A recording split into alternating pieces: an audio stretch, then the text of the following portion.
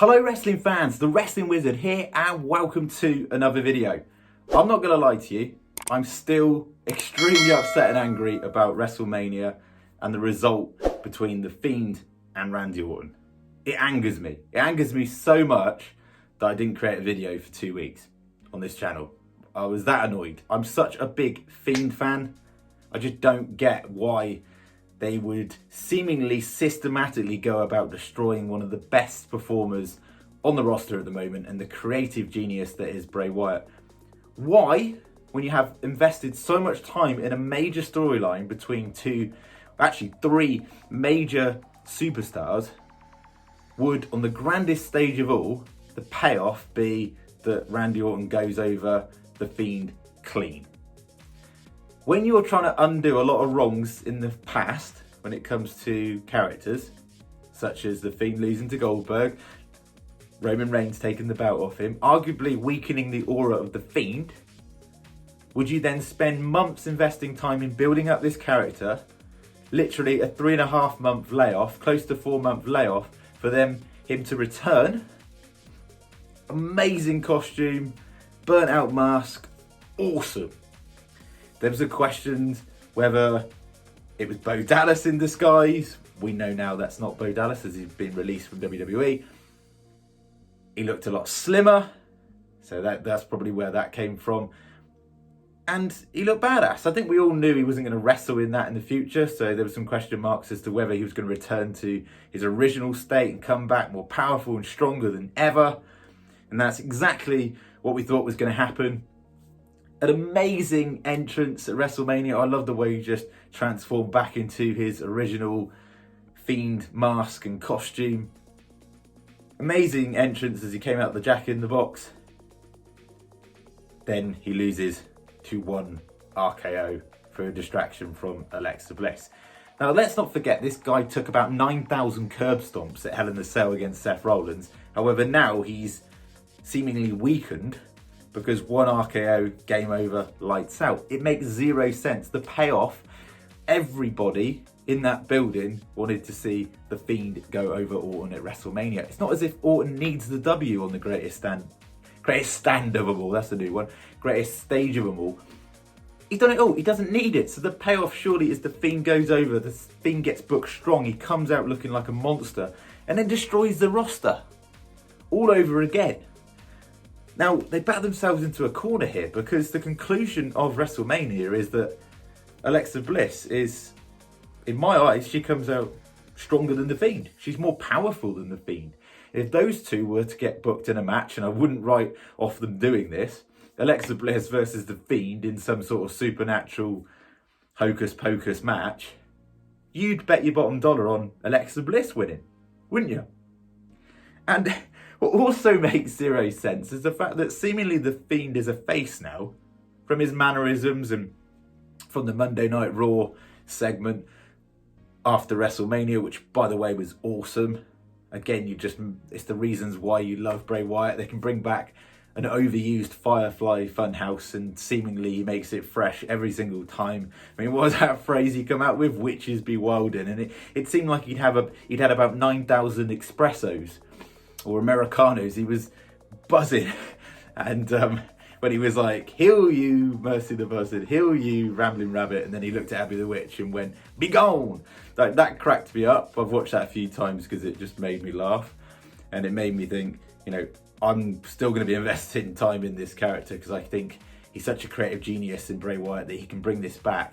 There's no doubt at WrestleMania, Vince McMahon just went, "Do you know what? I want a shock factor on the grandest stage of them all.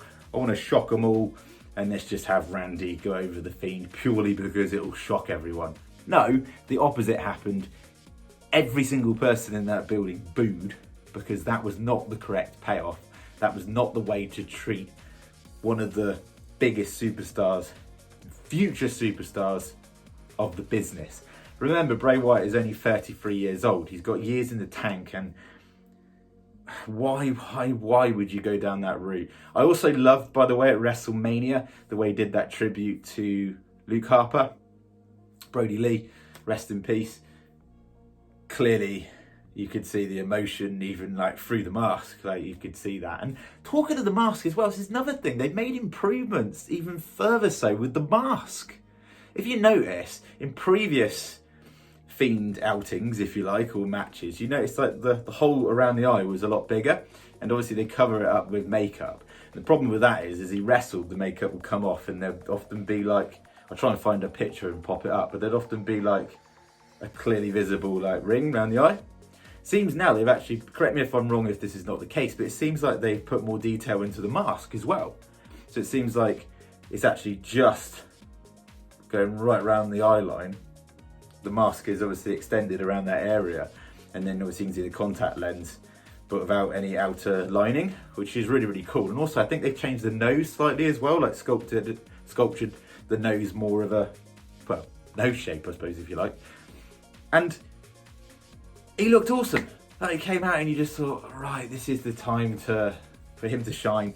I just pray that they've got bigger plans for him down the line, but how on earth can you bring him back from this? Which is why a lot of people will say you're going to need a bigger shovel at the moment, because you're going to need to bury him in an even bigger hole, because the damage was done in the past and this was their chance to rectify it, and they just make him look silly and weak now, and it's terrible. It's not Bray Wyatt's fault. I'm sure this is creative behind the scenes, having a funny 5 minutes, but what would you, if you could book The Fiend from now on, how would you book it? How would you unravel this mess that WWE have seemingly created with The Fiend? Because it just seems a right shambles. And I genuinely don't know I don't think they actually know where they're going to go from this. He could jump ship onto SmackDown and feud with Roman Reigns. I can't see the big dog.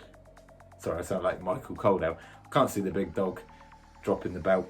With the tribal chief, should I say now. Head of the table. I can't see.